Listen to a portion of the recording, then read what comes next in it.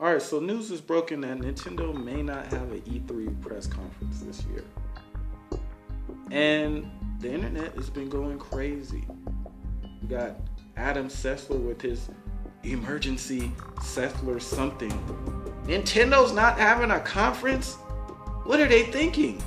When this is the same dude that has been bashing Nintendo conferences for the last generation, and he's surprised that they're not making one this year. Interesting.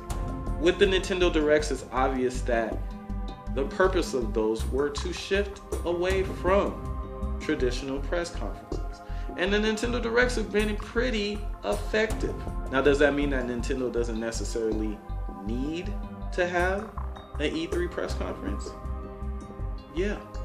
But should they? Is another story. Which brings me to my next question. How do we know that you have not just been trolled? Think about this for a second. Nintendo has been throwing around the idea of whether Nintendo Directs were more effective or whether having an E3 presence, having an E3 conference was more effective to reach gamers. Now, maybe Nintendo told people that there wouldn't be a Nintendo press conference at this year's E3 just to see how important the conference really is. You see, now Nintendo is the talk of the town online. Whether it's good or it's bad, everyone is now talking about Nintendo's would-be conference 2 months in advance.